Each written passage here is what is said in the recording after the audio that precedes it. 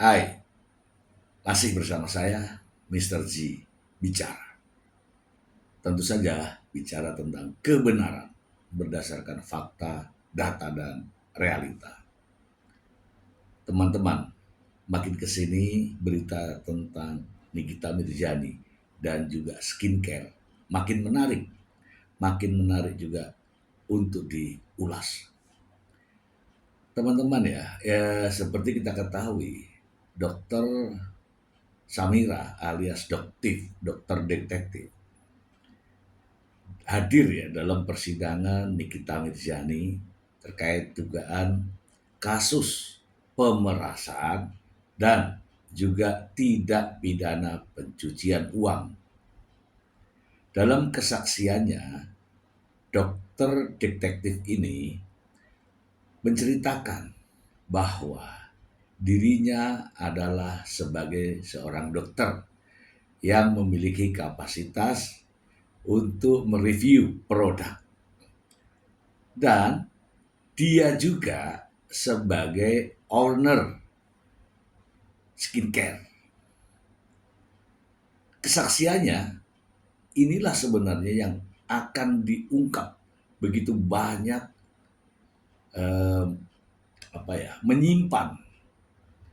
menyimpan misteri. Namun sebelumnya teman-teman, saya ingin membacakan berita ini untuk Anda. Ya, berita ini untuk Anda. Ini sangat penting sekali. Berikut ini. Dari Kompas.com. Izin edar 4 produk kecantikan milik Doktif dicabut BP POM. BP POM, Badan Pengawasan Obat dan Makanan. Kita bacakan aja. Jakarta, Kompas.com, izin edar untuk 4 produk kecantikan milik Dr. Samira alias Doktif dicabut oleh Badan Pengawas Obat dan Makanan.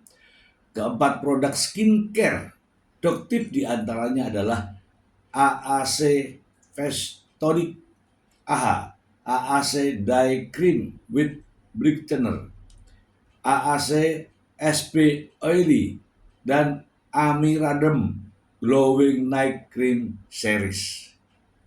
Jelas ya, ini disebutkan jelas. Keempat produk tersebut terdapat dalam unggahan akun Instagram BP POM RI tentang pencabutan 21 izin edar kosmetik dengan komposisi yang tidak sesuai dengan yang didaftarkan. Hai sahabat BP POM kembali menemukan kosmetik tidak sesuai ketentuan di Indonesia. Kali ini temuan pelanggarannya adalah komposisi yang tidak sesuai dengan yang tercantum dalam kemasan. Tulis keterangan dalam unggahan BP POM yang diikuti Kompas.com. BP POM menyebutkan bahwa pelanggaran yang ditemukan berupa persediaan antara perbedaan antara komposisi bahan yang digunakan dalam produksi dengan komposisi yang tercantum dalam daftar produk saat pendaftaran produk. Selain itu, informasi pada kemasan produk juga tidak sesuai dengan data yang disampaikan ke BP POM. Hal ini melanggar ketentuan Peraturan BP POM nomor 21 tahun 2022 tentang tata cara pengajuan notifikasi kosmetika.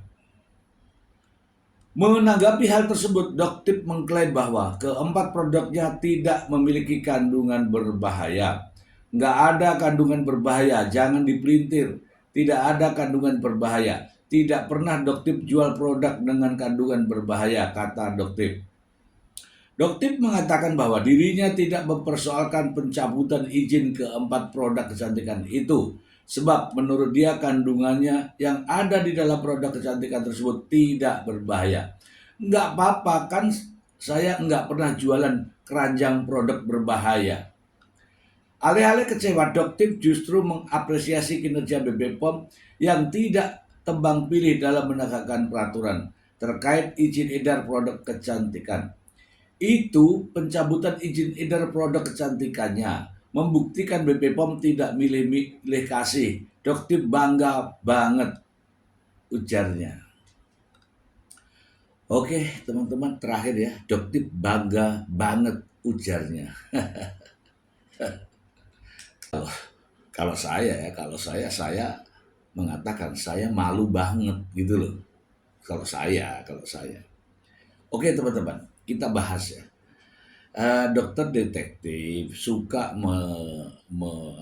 membahas, mereview produk-produk skincare orang lain, termasuk produk skincare milik dari Dokter Yak Dadis yang katanya setelah di lab mengandung ini, mengandung itu, tidak sesuai ini, tidak sesuai itu. Mohon maaf ya, saya bukan ahlinya. Nah, kalau barang orang lain atau produk orang lain diberikan predikat-predikat seperti itu, tidak ini, tidak itu, tidak ini, tidak itu. Kemudian produk sendiri juga ada masalah. Bagaimana bisa? Makanya selalu katakan kalau menunjuk begini, satu kepada orang lain, 4 ini menunjuk ke diri sendiri. Inilah contohnya. Ini contohnya.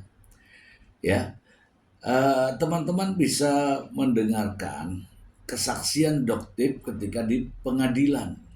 Seolah-olah dia begitu cakap, ya, begitu profesional untuk mereview produk orang lain dengan cara melab kah, ini kah, itu kah. Ternyata dia tidak bisa ngurus produknya sendiri. Faktanya ini BP POM.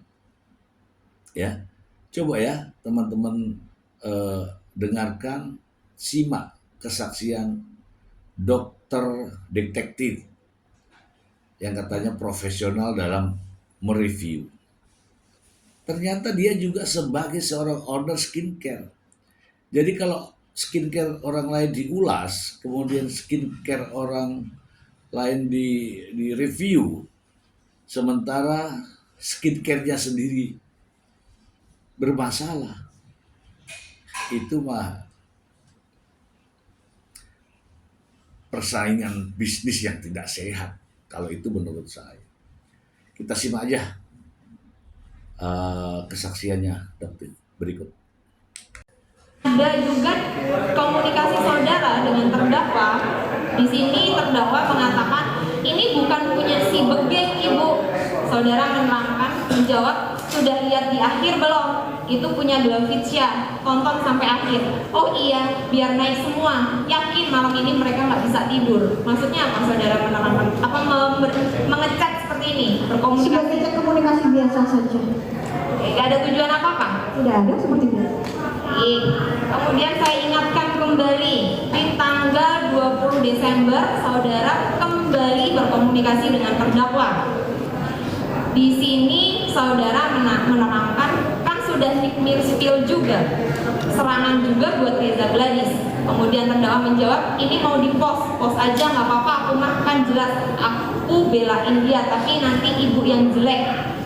Untuk review body lotionnya, naik VT-nya barengan. Mana VT-nya ibu?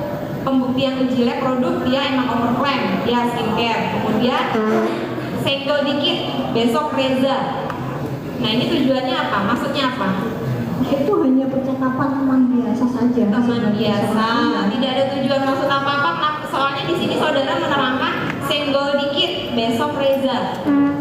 Apa maksudnya? Emang sering senggol-senggolan seperti itu kan? Iya, itu adalah percakapan yang menurut saya biasa-biasa saja. Oke, berarti tidak ada tujuan apa-apa. Tidak ada, biasa saja. Oke, nanti biar kami dan majelis hakim yang menyimpulkan ya Ibu. Tapi banyak brand-brand yang lain. Silakan tambahkan.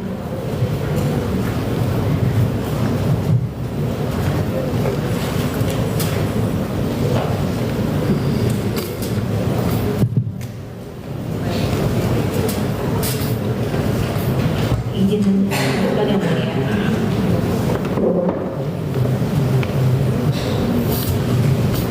Izin bertanya kepada saksi. melakukan chatting dengan terdakwa Nikita Mirzani pada tanggal 12 bulan Oktober tahun 2024? Tepatnya saya lupa, tapi saya sering berkomunikasi dengan Nikita Mirzani. Biasanya berkomunikasi dengan Nikita Mirzani terkait dengan apa? Terkait untuk saya mengundang kedatangan beliau juga untuk sebagai bintang tamu di acara live streaming saya. Baik, akan saya bacakan chatting antara terdakwa dengan saksi Dr. Samira pada tanggal 29 bulan Oktober 2024 yang pukul 16.03. Di sini dikatakan bahwa dokter nuwun sewu, tadi aku ada sedikit informasi Dokter Reza terkait dengan konten orang lain, padahal kenal juga enggak. Malah ngatur-ngatur diminta take down, malah ngomel-ngomel orangnya. Terkait dengan chatting dari terdakwa Nikita, hal apa yang dibicarakan tersebut? Saya tidak ingat. Dokter tidak ingat. Baik, kemudian saya lanjutkan. Kemudian di chatting pada tanggal 29 bulan 10 2024 pukul 16.07, kemudian terdakwa Nikita Mirzani mengatakan Reza ini pun ular, jangan percaya. Kemudian dokter mengatakan ada info apa saya soal Reza ini. Kemudian terdakwa mengatakan dia ada telepon tim aku ngajakin damai. Kemudian terdakwa mengatakan sama aja sih, Reza ini takut miskin ibu. Kemudian saksi mengatakan iya sih. Ketika itu pembicaraan mengenai apa ini? Ya, kalau menurut saya memang yang saya lihat owner skincare tukang flexing ini memang mereka takut untuk membuka produknya ke masyarakat. Seperti apa kualitas produknya, untuk mengakui kesalahannya, seperti itu. Kesalahan apa, dokter? Kesalahan dalam arti begini, jadi kita sebagai owner skincare itu seharusnya sudah rutin untuk melakukan uji lab kepada produk kita sendiri untuk mengetahui kualitas produk kita, seperti itu. Dan saya lihat Reza Gladys ini menjual produk sering dengan harga yang tidak masuk akal. Karena saya berkecimpung di... Baik, cukup saksi, akan saya lanjutkan ya. Ketika tolong yang mulia, saya meminta agar pengunjung tolong pengunjung ya tertib ya.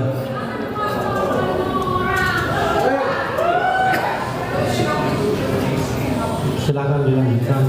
Akan saya lanjutkan yang mulia.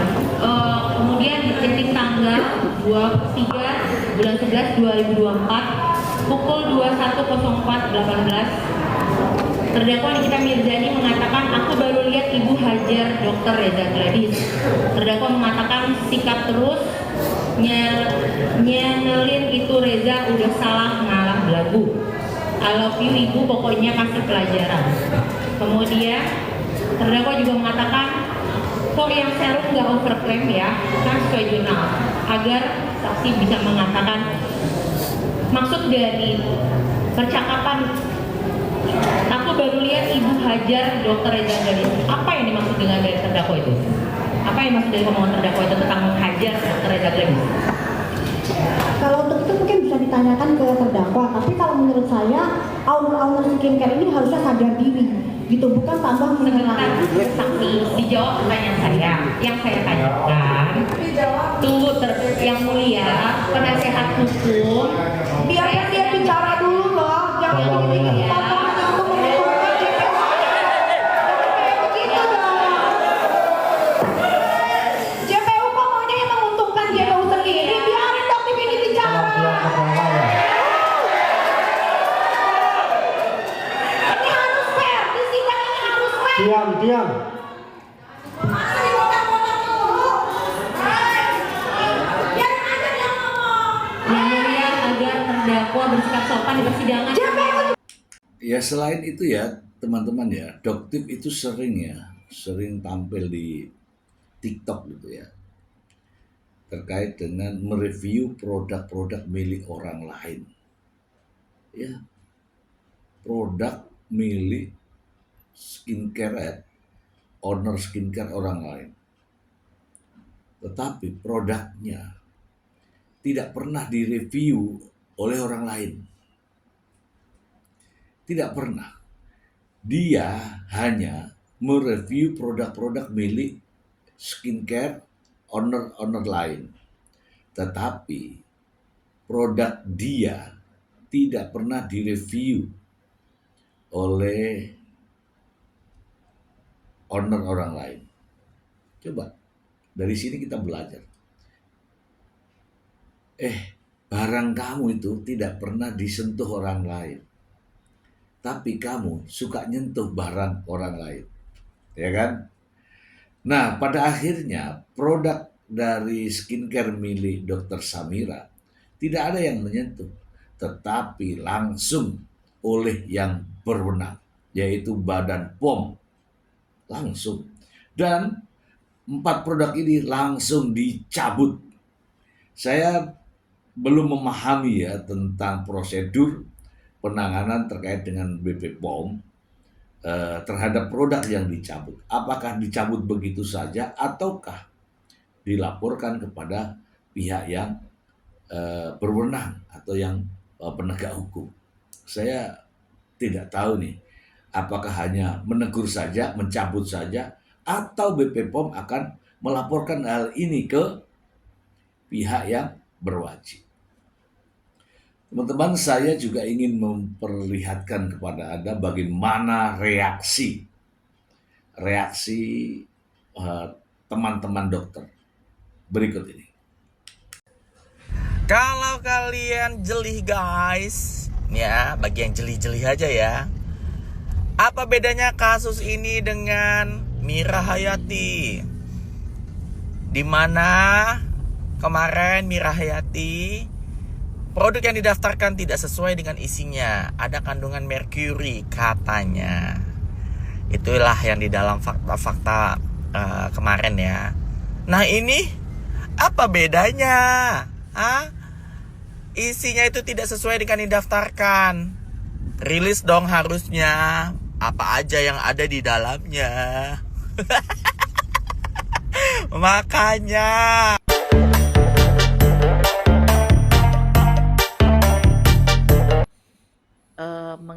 mendaftarkan nomor izin edarnya ya. Jadi selain memalsukan nomor izin edar, juga memalsukan isinya begitu ya.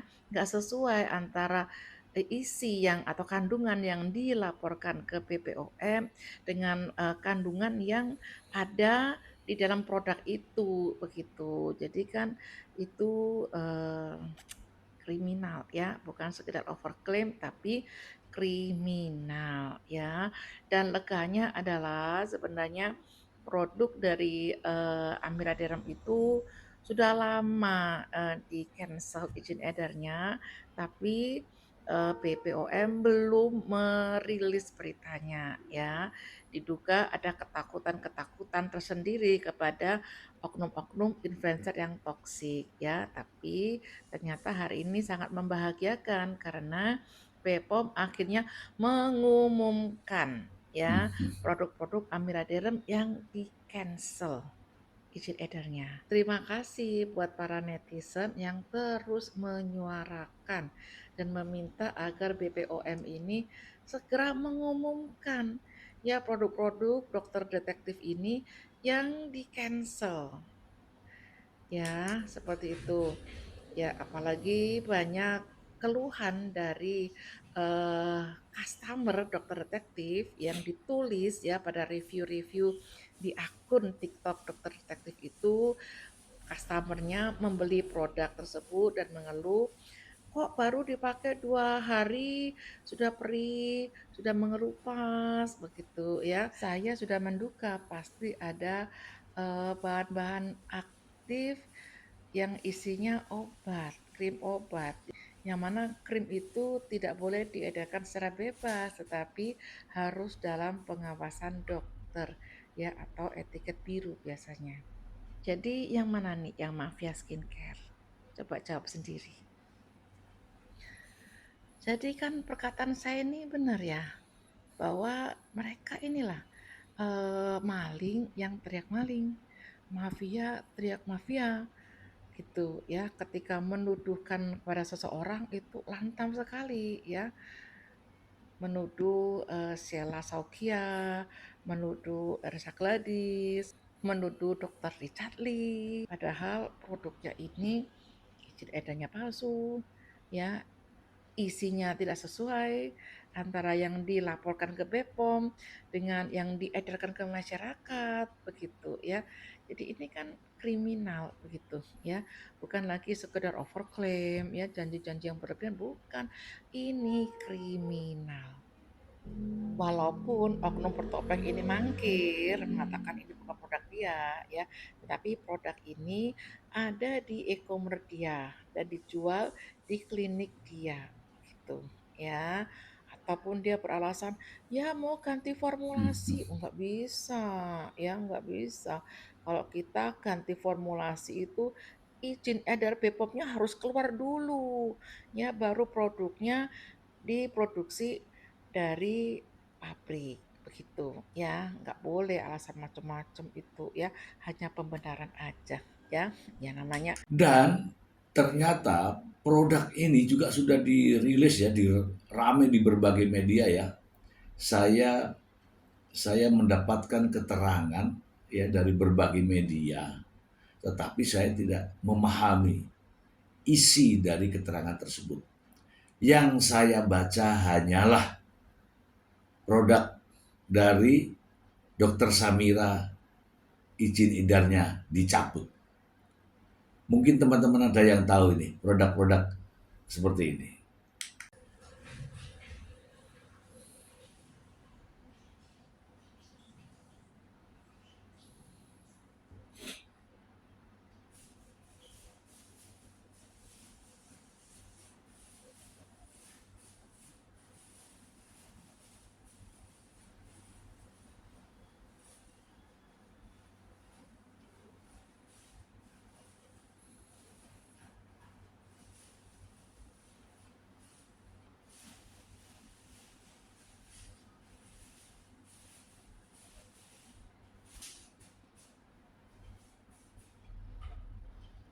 Teman-teman, meskipun keterangan saksi Dr. Samira di Pengadilan Negeri Jakarta Selatan terhadap kasus Nikita Mirzani belum selesai, kan masih ditunda ya, belum selesai. Namun saya sudah bisa menyimpulkan.